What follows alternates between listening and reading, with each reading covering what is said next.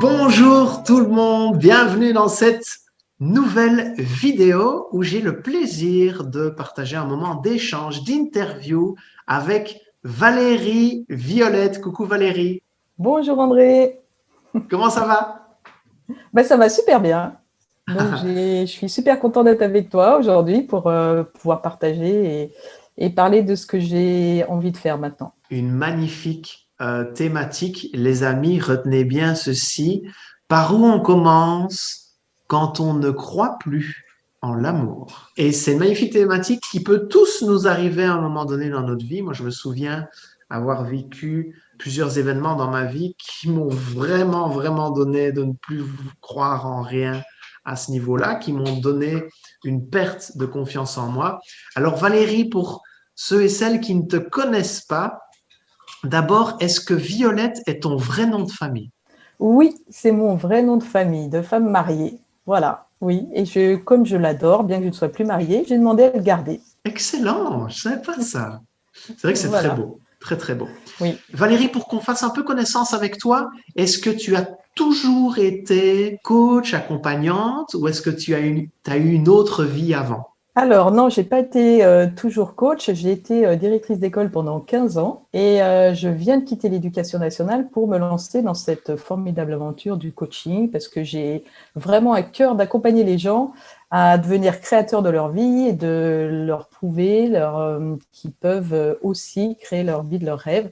En fait, je pars de mon expérience parce que j'ai vraiment envie d'aider les gens à qu'ils se reconnectent à leur cœur. Parce qu'il y a encore quelques années, il y a 4 ans, moi, ma vie a explosé en plein vol et je ne croyais plus du tout en l'amour. Pour moi, c'était une arnaque, c'était quelque chose qu'on nous avait raconté depuis qu'on était tout petit, mais que l'amour, ça n'existait pas. Et je me suis reconstruite au fur et à mesure et apprendre à m'aimer, ça m'a permis aussi de m'apercevoir que j'étais pas alignée vraiment avec ce que j'ai envie de faire et de me donner le courage de carrément sauter dans le vide. Pour moi, c'est un saut dans le vide et de créer la vie que j'avais envie. J'étais dans un espèce de ronron. Voilà, j'étais dans une routine de métro, boulot, dodo et je me suis aperçue que c'était pas ça que je voulais. Et plus j'ai appris à m'aimer et plus j'ai eu envie de m'aligner avec mes vraies valeurs et ce que j'avais envie de faire. Donc me voilà, maintenant, je suis coach. Quand tu dis exploser en plein vol, c'était quoi? C'était une rupture? C'était un licenciement? C'était un problème de santé? En fait, c'est mon mariage qui a explosé en plein vol après 25 ans de vie commune. Et voilà, pour moi, je m'étais mariée pour que ça dure toute la vie. Et en fait, ça n'a pas été le cas. Donc, j'ai été dans la non-acceptation de ça. Et c'est vrai que ça a été très, très compliqué. Je me suis retrouvée à être seule et à me dire, mais qu'est-ce que je fais de ma vie? J'étais tellement dans un désamour de moi à la fin que quand je me suis retrouvée toute seule, j'étais même pas capable de savoir ce qui me faisait vibrer, ce que j'aimais faire, parce que j'avais passé mes dernières années à m'occuper de tout le monde, sauf de moi, en fait. Donc, Hmm. me retrouver seule, je me suis dit, mais qu'est-ce que j'aime, comment je fais, c'est quoi? Et au fur et à mesure, j'ai cheminé, j'ai avancé. Et maintenant, je sais que c'est la plus belle chose qu'on peut avoir et donner, c'est l'amour. Voilà. Donc, je suis une fervente Ouais. admiratrice. Dans ma thématique de coach, je me qualifie maintenant parce que je sais que c'est ça qui me porte. J'ai une âme de cœur-donnière. Donc, cœur-donnière, comme la chanson de Soprano, c'est que j'ai envie de réparer le cœur des gens.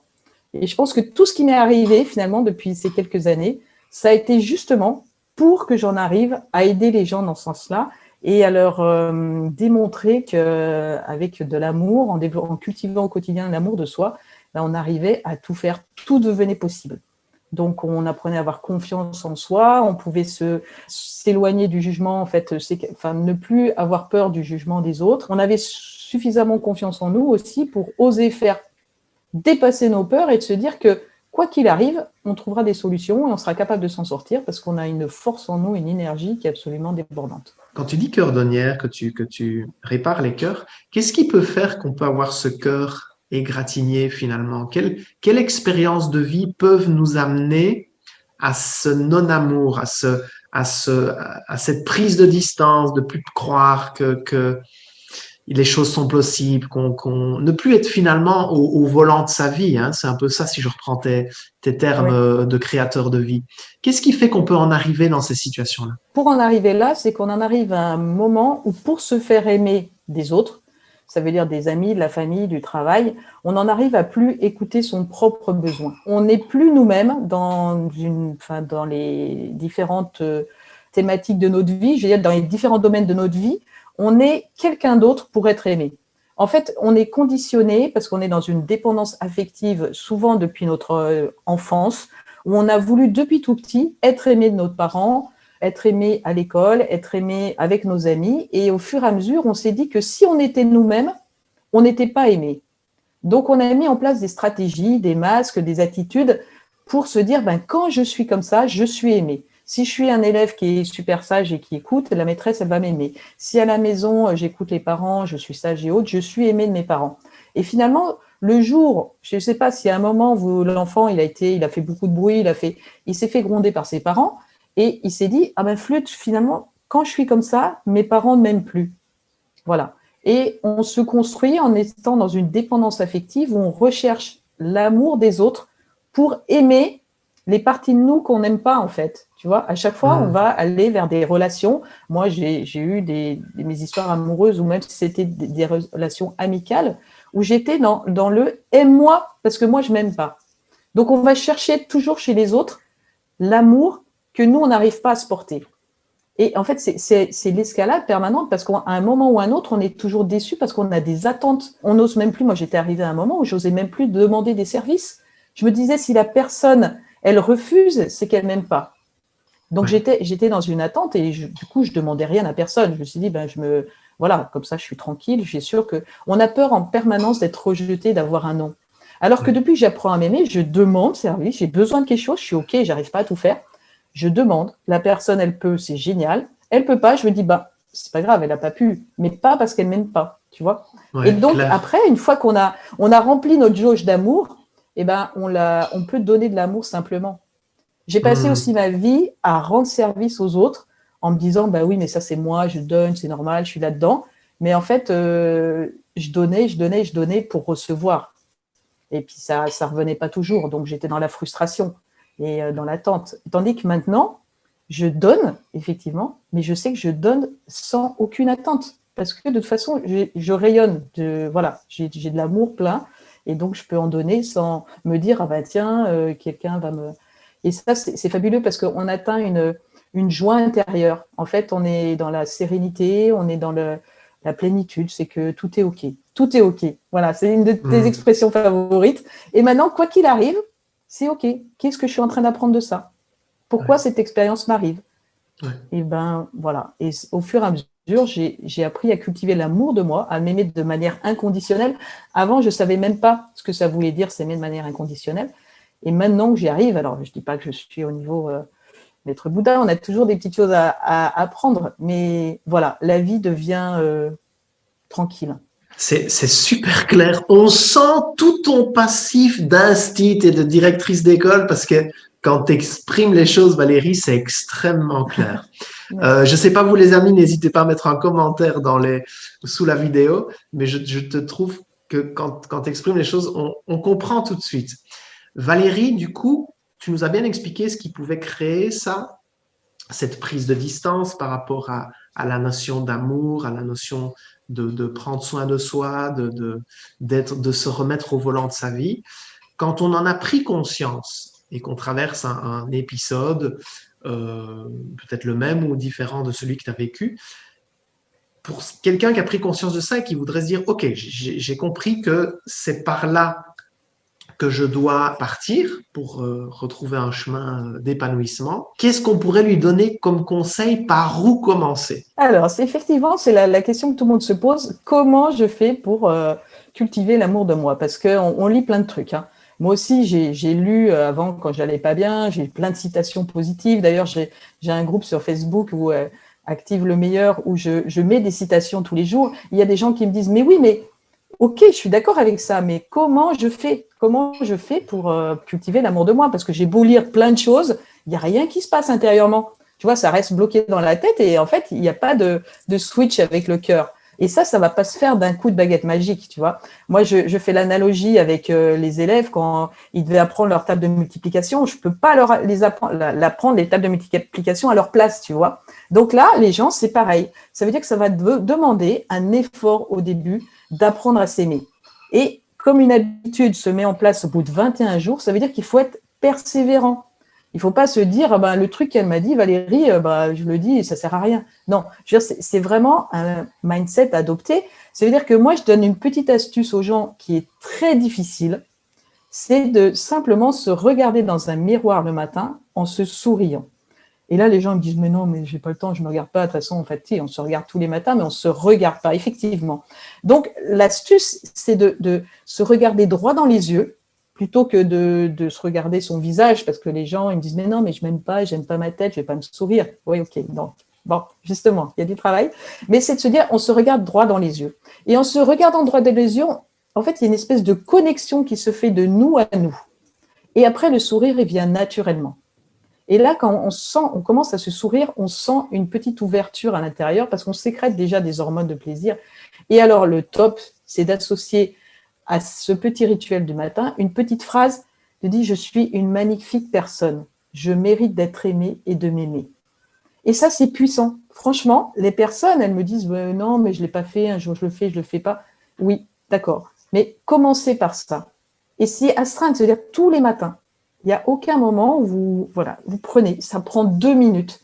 Et ça, c'est le premier pas pour moi, pour commencer à apprendre à s'aimer. Et au fur et à mesure, on va sentir cette confiance, ce petit amour qui germe en nous progressivement. Après, il y a autre chose, c'est de se parler gentiment. Il y a des choses qu'on se dit à nous-mêmes qu'on dirait pas à un enfant, qu'on dirait pas à un ami. Pas... Donc voilà, quand on dit j'ai pas réussi à faire ça, je suis nulle, non. Enfin voilà, il faut se parler aussi gentiment à soi-même qu'on parle à ses enfants si on a des enfants ou aux autres, parce qu'il y a des choses qu'on dirait jamais à d'autres personnes. Voilà. Je dirais qu'il y a ces 2 petites astuces et mettre ça dans son quotidien, c'est le début de l'amour de soi. Merci beaucoup. Et tu as raison parce que on peut, par des comportements répétitifs et inconscients, entretenir un non-amour de nous-mêmes. Donc, on reprend finalement le pouvoir par rapport à ça et on inverse la tendance. Et je trouve tes conseils super simples, je dirais, à appliquer. Et juste, j'ai un truc que je me rappelle par lequel je suis passée, et je pense qu'il y a beaucoup de gens qui passent aussi, c'est que quand on est blessé par l'amour et qu'on a été en dépendance affective, pendant quelques temps, on se dit « je veux être en indépendance affective ». Ça veut dire que je repousse tout ce qui est amour, je ne veux surtout pas m'attacher, et je me dis « là, je suis soignée ». Mais en fait, pas du tout, parce qu'on est dans la même blessure. Qu'on soit en dépendance affective ou qu'on refuse l'amour et autres, on est dans la même blessure encore. Ce qu'il faut chercher, c'est d'être en autonomie affective. Ça veut dire s'aimer suffisamment pour que l'amour des autres ne nous fasse plus peur. Mais effectivement, j'ai cru à un moment m'être libérée de ma dépendance affective, mais j'étais en mode non, je veux pas être d'amour, je veux pas m'attacher, je suis forte, je suis toute seule, j'ai besoin de personne. Mais j'étais encore dans ma blessure. Donc, le désamour peut être, en fait, avoir ces 2 facettes. Merci pour ta précision, Valérie, parce que la notion de dépendance affective, d'indépendance affective, puis finalement d'autonomie affective qui serait l'équilibre entre les deux. Valérie, je sais que tu es sollicitée dans le monde de l'école, de la famille, de l'éducation par rapport à ton passé de directrice d'école où tu accompagnes des familles à rétablir justement une sorte d'équilibre ensemble. Est-ce qu'il y a d'autres personnes que tu accompagnes? J'imagine que tu accompagnes aussi des gens qui sont dans ce désamour d'eux-mêmes ou dans cette rupture par rapport à des choses qu'ils vivent. Tu peux peut-être Oui. préciser quel profil tu accompagnes pour que les gens puissent se reconnaître? Oui, et puis je vais faire une précision par rapport aux familles, parce que avec mon expérience, j'ai tout à fait noté effectivement qu'il y a des parents qui venaient me voir en me disant mon enfant, il manque, ou moi je le constatais en classe, l'enfant, il manque de confiance en lui, il n'ose pas, il ose. Et je me suis aperçue que les enfants étaient le miroir des parents. C'est-à-dire que le parent qui me disait, mais je lui dis, mais qu'il ait confiance, qu'il peut le faire, je lui dis, mais oui, mais vous, comment vous vous positionnez? Et en fait, le parent, il se dit, non, mais moi, j'ai pas confiance en moi. Donc, même si le parent dit, aie confiance en toi, son enfant, l'enfant, c'est une éponge. Donc, il sent très bien qu'il y a discordance entre le discours de son parent et lui-même. Et ce que j'accompagne des parents, c'est à reprendre confiance en eux, parce que s'ils reprennent confiance en eux et qu'ils apprennent aussi à s'aimer, automatiquement, leur enfant va se positionner en se disant « je peux m'aimer ». Parce que mon parent, il arrive à s'aimer. Et les enfants sont des miroirs. Et souvent, j'accompagne des gens parce qu'ils constatent un problème chez leur enfant. Mais le problème, il vient d'eux par effet miroir. Et ce qui est magique, c'est quand quand le parent débloque des choses, l'enfant, paf, paf, paf, il va super bien après. Voilà. Donc ça, c'est vraiment quelque chose qui me tient à cœur de faire prendre conscience aux parents que finalement, tous les problèmes, les difficultés que rencontre leur enfant, ça vient de leur blocage à eux. Et ça, c'est magique et c'est fabuleux. Et c'est là le pouvoir de l'amour, c'est que l'amour, une fois qu'on apprend à s'aimer, paf, on diffuse, on rayonne. Ça veut dire qu'autour de nous, si on est dans des relations conflictuelles, ben c'est parce qu'on est dans des relations égotiques, on est dans nos peurs, chacun est dans ses... Et le fait d'apprendre à s'aimer, de se libérer de son ego et de se trouver bien, on est en train de diffuser autour de nous, ben voilà, d'un coup c'est plus zen, tout le monde va bouger, les autres apprennent à s'aimer aussi, et on n'est plus dans le contrôle. En fait, on n'est pas dans le « je veux changer mon enfant », c'est juste « je change » et les autres changent autour. Donc effectivement, moi, je m'aperçois que les personnes qui viennent à moi, ce sont des personnes qui toutes manquent d'amour d'elles-mêmes, comme quoi c'est les personnes que j'attire, des personnes qui n'ont plus de sens dans leur vie. Parce qu'une fois que vous êtes déconnecté de votre cœur, ben, on est dans mode robot. Parce qu'il y a des gens qui ont beaucoup de choses dans la tête, qui ont un fort mental, qui ont plein de connaissances, mais qui ont fait du développement personnel pendant des années, qui ont plein de notions théoriques, et paf, c'est coupé là. En fait, il n'y a pas de connexion au cœur. Donc, c'est aussi aider ces personnes à se reconnecter à leur cœur, parce que pour éviter des sentiments négatifs, de frustration et autres, les gens ont aussi coupé la connexion à leur cœur sur des émotions positives. Donc, ils sont coupés de la joie, ils sont coupés de l'amour, ils sont coupés de tout. Donc, c'est de reconnecter tout ça et de se dire, OK, on a le droit d'avoir des émotions négatives, mais au moins, on les vit, on les laisse passer, et on a aussi des émotions positives, et on est dans la joie. Voilà, et ça, c'est fabuleux d'être dans la joie. Donc, moi, c'est toutes les personnes qui sont déconnectées, leur cœur. Et puis, je trouve que tu l'incarnes tellement bien, Valérie, pour entrer en contact avec toi. Donc, il y a ce groupe Facebook que tu as créé, Active le meilleur, c'est ça? Voilà, Active le meilleur, avec Ok. Steph et Val, parce que je suis avec Stéphanie Ribier aussi, on est en duo. Et elle est beaucoup plus dans l'action, voilà. Moi, c'est la reconnexion au cœur. Et c'est un groupe qui est fabuleux. On a plein d'échanges. On fait des ateliers Zoom régulièrement. Donc, il y a une super dynamique, voilà, sur cultiver des pensées positives, la joie, l'amour et full patate. Si on voulait, au-delà du groupe, je sais que tout le monde est le bienvenu, puis tu as beaucoup de succès avec ce groupe-là. Il y a beaucoup d'échanges dans le groupe. Si on voulait prendre directement contact avec toi, comment est-ce qu'on fait? Alors, il peut y avoir sur Facebook, enfin Messenger avec Valérie Violette Coaching, ou alors j'ai une adresse mail qui est valerieviolettecoaching@gmail.com. Fantastique, j'adore. Moi, je te connais depuis un certain temps. J'ai assisté à plusieurs expériences que tu proposais. Je me souviens que tu nous as fait faire à tout un groupe une méditation pour retrouver son âme d'enfant qui a été juste, oh wow, de reconnexion pour chacun à quelque chose de très doux à l'intérieur, peu importe ce qu'on peut traverser dans la vie. Je sais à quel point tu dégages toujours au quotidien une sorte de joie qui diffuse comme ça par ta présence. Et les amis, si vous reconnaissez dans ce que Valérie a partagé, vraiment, faites la démarche de prendre contact avec elle. Se faire accompagner, c'est certainement la démarche, la solution qui peut vous apporter un maximum de résultats en un minimum de temps. Donc Valérie, merci, pour le temps qu'on a passé là ensemble. Merci à toi, André. Oui, effectivement. Alors, je ne sais pas si j'ai encore 2 minutes, parce qu'une fois, une fois que je suis partie, André, je m'arrête plus. Cette reconnexion à cette petite enfant intérieur, c'est que, effectivement, souvent, notre enfant intérieur, il a été blessé parce qu'il croyait ne pas être aimé. Et à un moment, c'est d'arriver à lui parler, en fait, et se reconnecter à lui en disant que maintenant, c'est par exemple, la grande Valérie qui va être capable de donner de l'amour à la petite Valérie, parce que la petite Valérie, elle pensait qu'on ne l'aimait pas. Et là, quand vous reconnectez ça, la grande Valérie, la petite Valérie, c'est un peu abstrait, mais on sent à l'intérieur de nous, paf, une complétude. D'un coup, on est entier, une entièreté. on déborde de joie après parce qu'on est invincible. Et donc, c'est vrai, moi, je suis une fervente de l'amour maintenant et du pouvoir de l'amour parce que ma vie s'est transformée dans ce cheminement. Alors, c'est très difficile, effectivement, de faire ce chemin tout seul parce qu'il faut arriver un peu à se distancier.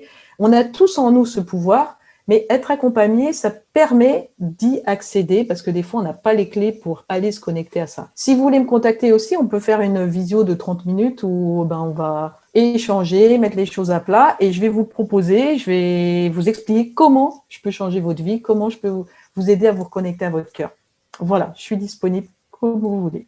Magnifique, Valérie. Donc, les gens peuvent te solliciter pour cet entretien offert où vous regardez ensemble ce que vous voulez travailler et comment tu peux les aider dans cette démarche.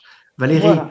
avant de se quitter, j'aurais adoré avoir une directrice comme toi, Ah, assurément. merci. Et quand je vois que aujourd'hui, tu donnes de ton temps à accompagner les gens individuellement, mais je trouve ça juste fantastique. Tu le fais tellement bien. Donc, moi, je suis ravi que tu aies accepté cette interview. Je suis ravi de vous présenter Valérie, chère communauté. Ben voilà, allez voir ce qu'elle propose et allez un peu vous connecter avec son énergie magnifique de diffuseuse d'amour. Assurément, c'est aussi un moyen d'aller reconnecter avec sa propre source d'amour quand on est en connexion avec quelqu'un qui le diffuse aussi largement. Donc, merci beaucoup, Valérie. Merci à toi, André. Bonne journée alors. À bientôt. Au Cliquez revoir. sur j'aime. Si vous avez apprécié cette vidéo, mettez un commentaire, partagez-la. Il y a des personnes qui seraient ravies d'écouter ce que Valérie a partagé dans cet échange. Et puis, je vous dis à très bientôt dans une prochaine vidéo.